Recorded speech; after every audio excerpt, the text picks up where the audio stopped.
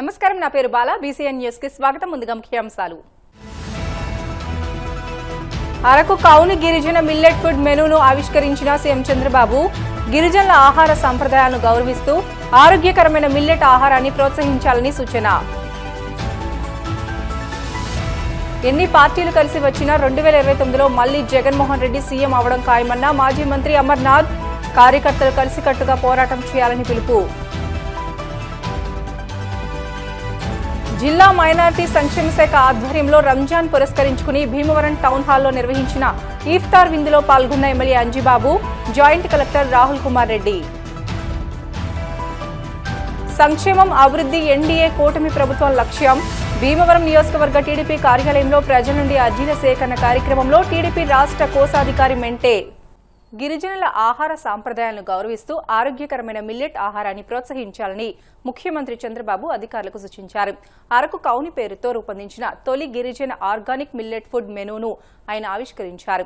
రాష్ట్ర సచివాలయంలో కలెక్టర్ల సదస్సు ప్రాంగణంలో ఏర్పాటు చేసిన సేంద్రియ ఆహార ఉత్పత్తుల స్టాల్ను ఆయన సందర్శించారు. గిరిజనులు పండించిన కొర్రలు, రాగులు, సామలు, కాకి జొన్నలు, గంట్లు, మొక్కజొన్న, కొండకందులు, రాజ్మాతో చేసిన కొర్ర పాయసం, రాగి చపాతి, సామల పులిహోర, కాంట్ల అంబలి, కార్న్ వడ లాంటి ఆహార ఉత్పత్తులు, వంటకాలను స్టాల్లో ప్రదర్శించారు. ఆర్గానిక్ ఆహార ఉత్పత్తులతో చేసిన వంటకాలను ముఖ్యమంత్రి రుచి చూశారు. ప్రముఖ హోటళ్లు, రెస్టారెంట్లలోని మెనూలో అరకు కౌని వంటకాలను చేర్పించి గిరిజన మిల్లెట్ మీల్స్ ను ప్రోత్సహించాలని సూచించారు. 2029లో మళ్లీ వైసీపీ తిరిగి అధికారంలోకి వస్తుందని మాజీ మంత్రి గుడివాడ అమర్నాథ్ పేర్కొన్నారు. ఎన్ని పార్టీలు కలిసి వచ్చినా 2029లో మళ్లీ జగన్మోహన్ రెడ్డి సీఎం అవడంతో పాటు పేద ప్రజలకు ఎప్పుడూ అండగా ఉంటారని పేర్కొన్నారు. కార్యకర్తలు అందరూ కలిసికట్టుగా పోరాటం చేసి జగన్మోహన్ రెడ్డిని సీఎం చేసే విధంగా కృషి చేయాలని కోరారు.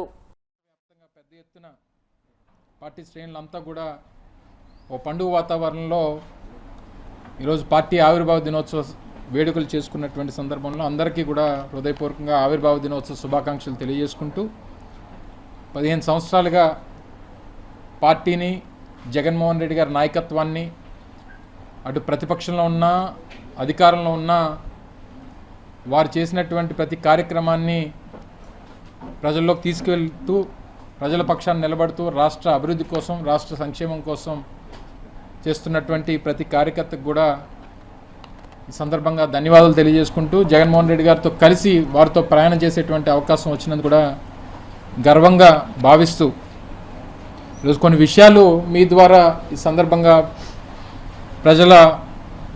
ప్రజలకు ఉన్నటువంటి కొన్ని అపోహల్ని ఈరోజు తెలుగుదేశం పార్టీ అధికార పార్టీలో ఉన్నటువంటి మిగిలినటువంటి కూటమి రాజకీయ పార్టీలన్నీ కూడా కలిసి చేస్తున్నటువంటి కొన్ని దుష్ప్రచారాలని, దానికి సంబంధించినటువంటి వాస్తవాలు మీ ముందు పెట్టాలన్నటువంటి ఉద్దేశంతో ఈరోజు అందరం కూడా ఈరోజు మీ ముందుకు రావడం జరిగింది. అయితే ఈ ప్రభుత్వం వచ్చి దాదాపు 2 సంవత్సరాలు పూర్తవుతా ఉంది. అంటే మొన్న అనేక సందర్భాల్లో కూడా మాట్లాడడం జరిగింది. మార్చి 16వ తారీఖు వస్తే ఎన్నికల నోటిఫికేషన్ 2024లో ఎన్నికల నోటిఫికేషన్ వచ్చి 2 సంవత్సరాలు పూర్తవుతుంది. అంటే దాదాపుగా 2 సంవత్సరాలు ఈ ప్రభుత్వానికి సమయం పూర్తయినట్టు. అయితే ఈ సందర్భంలో నిన్న మా పార్లమెంట్ సభ్యులైనటువంటి గురుమూర్తి గారు, తిరుపతి పార్లమెంట్ సభ్యులు, వారు ఈ ప్రభుత్వం ఈ 2 సంవత్సరాల్లో తీసుకొచ్చినటువంటి కొన్ని పాలసీల మీద, ఐటీ జీసీసీ పాలసీ ఒకటి, లిఫ్ట్ పాలసీ ఒకటి, ఈ 2 పాలసీలకు సంబంధించి దీని మీద ఒక పిల్ వేయడం జరిగింది. దీంట్లో ఉన్నటువంటి లోటుపాట్లు లేదా ఈ పాలసీని అడ్డంగా పెట్టుకొని ఈ ప్రభుత్వ పెద్దలు చేస్తున్నటువంటి అవినీతిని, వీటన్నిటిని కూడా బయట పెట్టాలన్నటువంటి ఉద్దేశంతో, రెండోది ప్రభుత్వ ఆస్తిగా ఉన్నటువంటి ప్రభుత్వ భూముల్ని కాపాడాలన్నటువంటి ప్రయత్నంతో ఒక పబ్లిక్ ఇంట్రెస్ట్ లిటిగేషన్ని నిన్న కోర్టులో వేయడం జరిగింది.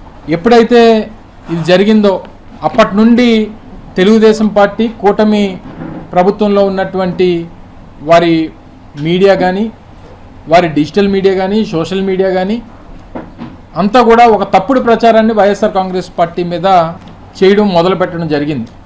ఏవని, వైఎస్ఆర్ కాంగ్రెస్ పార్టీకి అభివృద్ధిని అడ్డుకోవాలన్నటువంటి ప్రయత్నం వైఎస్ఆర్ కాంగ్రెస్ పార్టీ చేస్తూ ఉంది, వస్తున్నటువంటి కంపెనీలను అడ్డుకోవాలన్నటువంటి ప్రయత్నం వైఎస్ఆర్ కాంగ్రెస్ పార్టీ చేస్తుంది, ముఖ్యంగా గూగుల్ని అడ్డుకునేటువంటి కార్యక్రమం వైఎస్ఆర్ కాంగ్రెస్ పార్టీ చేస్తుంది అనేటువంటి ఒక తప్పుడు ప్రచారాన్ని తెలుగుదేశం పార్టీ, వారి కూటమి పార్టీలన్నీ కూడా నిన్నటి నుంచి ఆ ప్రచారాన్ని మొదలుపెట్టారు. తీరా అసలు గురుమూర్తి గారు మా పార్టీకి సంబంధించినటువంటి పార్లమెంట్ సభ్యులు రెండో పర్యాయం వారు పార్లమెంట్ సభ్యుడిగా ఉన్నాడు. వారు చేసినటువంటి ప్రయత్నం ఏదైతే పబ్లిక్ ఇంట్రెస్ట్ లిటిగేషన్ ఉందో అది 1-2 కంపెనీల పేరిట ఈరోజు ఉన్నటువంటి ప్రభుత్వంలో ఉన్నటువంటి ముఖ్యమంత్రి గారి కొడుకు వీరు కలిసి చేస్తున్నటువంటి ఒక అవినీతి కార్యక్రమాన్ని బయట పెట్టాలి, ప్రభుత్వ ఆస్తుల్ని కాపాడాలన్నటువంటి ప్రయత్నంతో చేసినటువంటి కార్యక్రమం. ప్రతి ఒక్క ముస్లిం భక్తి శ్రద్ధలతో ఆత్మను శరీరాన్ని శుద్ధి చేసుకుంటూ పేద ప్రజలకు దాన ధర్మాలను అవలంబించడం పవిత్ర రంజాన్ మాసం ప్రతీక అని రాష్ట్ర public accounts committee chairman MLA Pulaparthi Ramanjaneyulu అన్నారు. పశ్చిమ గోదావరి జిల్లా మైనార్టీ సంక్షేమ శాఖ ఆధ్వర్యంలో రంజాన్ పురస్కరించుకుని భీమవరం ఎల్హెచ్ టౌన్ హాల్లో నిర్వహించిన ఇఫ్తార్ విందు కార్యక్రమంలో ఎమ్మెల్యే అంజిబాబు, జిల్లా joint collector T Rahul Kumar Reddy పాల్గొన్నారు. ఈ సందర్భంగా ఎమ్మెల్యే అంజిబాబు మాట్లాడుతూ ముస్లింలకు అత్యంత పవిత్రమైనది రంజాన్ మాసమని ప్రతి ఒక్క ముస్లింకు మంచి జరగాలని ఆకాంక్షించారు. ముస్లింలు అందరికీ రంజాన్ పర్వదినాల సందర్భంగా ప్రత్యేక శుభాకాంక్షలను తెలిపారు. నెల రోజులు దీక్షలో పవిత్ర రంజాన్ మాసాన్ని ఆచరించడం జరుగుతుందని, అల్లా ఆశీస్సులతో ముస్లింలందరూ సుఖ సంతోషాలతో జీవించాలని కోరుకుంటున్నానని అన్నారు. జేసీ రాహుల్ కుమార్ రెడ్డి మాట్లాడుతూ భారతదేశంలో హిందూ ముస్లిం సత్సంబంధాలతో మెలుగుతున్నారని, ఎల్లప్పుడూ ఇలాగే కలిసి ఉండాలని కోరుకుంటున్నానని అన్నారు.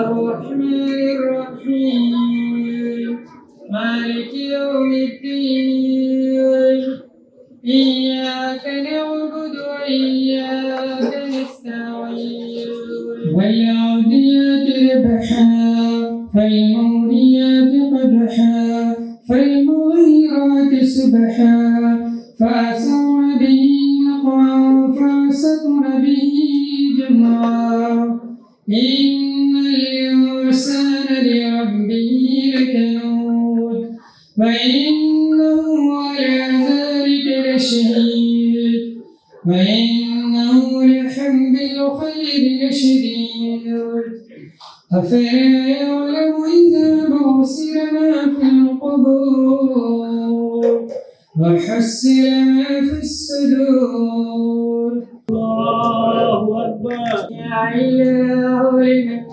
حميد ربنا لك الحمد الله أكبر إله أكبر الله أكبر الله أكبر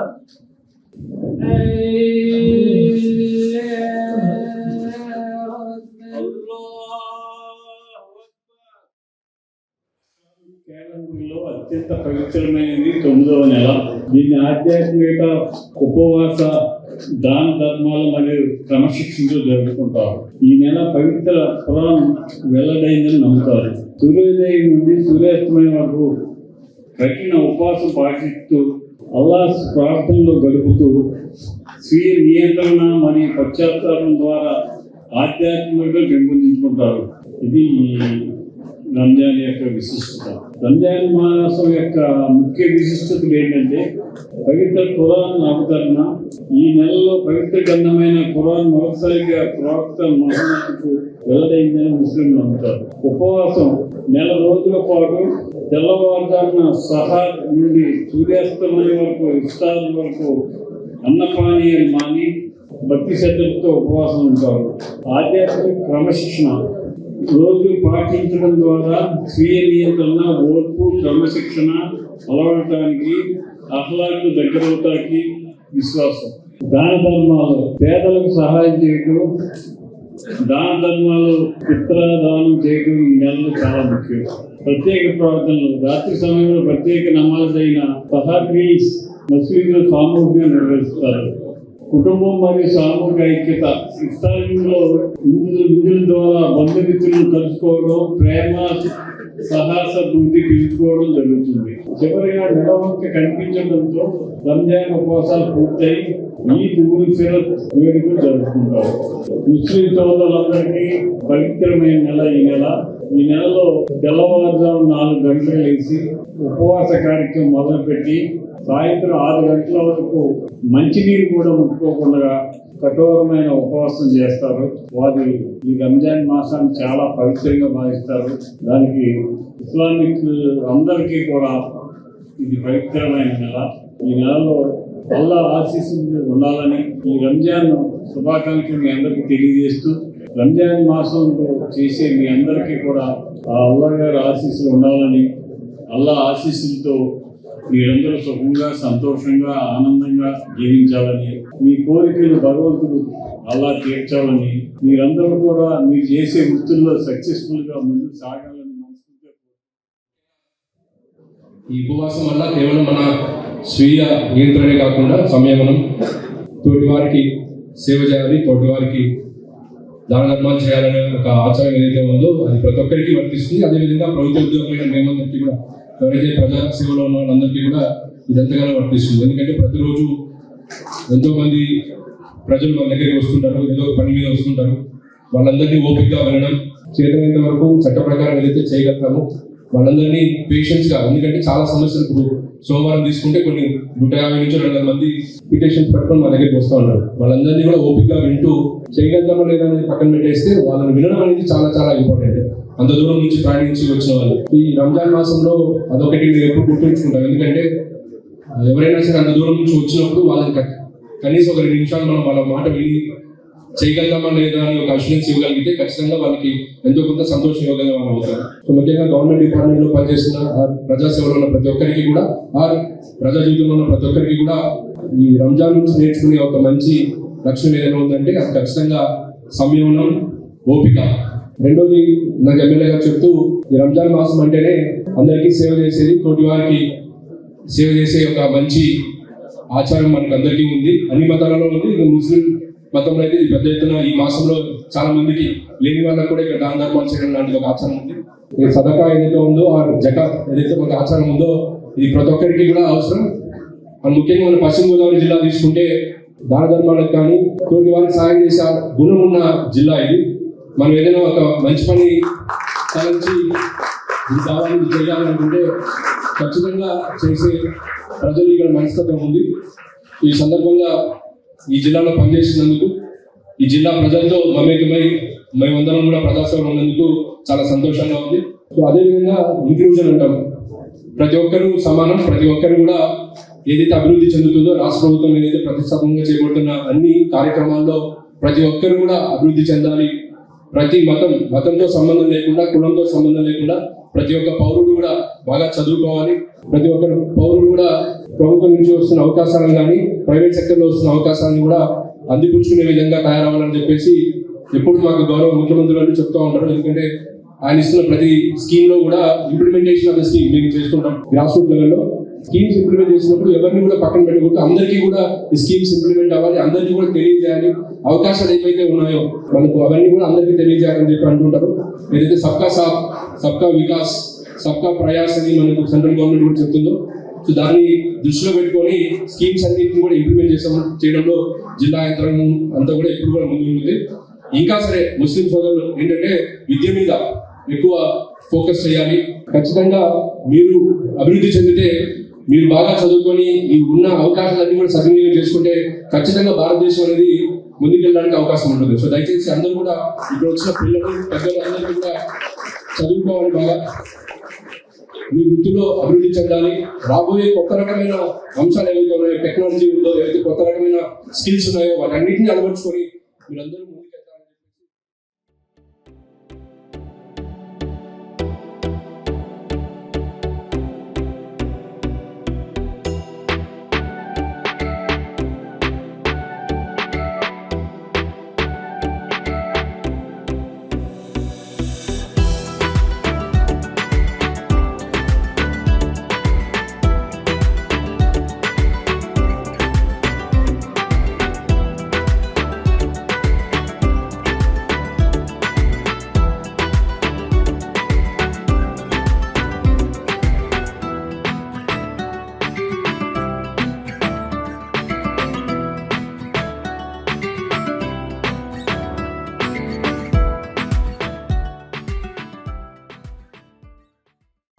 బ్రిటన్ షార్ట్ బ్రేక్ తీసుకుందాం. స్టీవ్ తాజ్.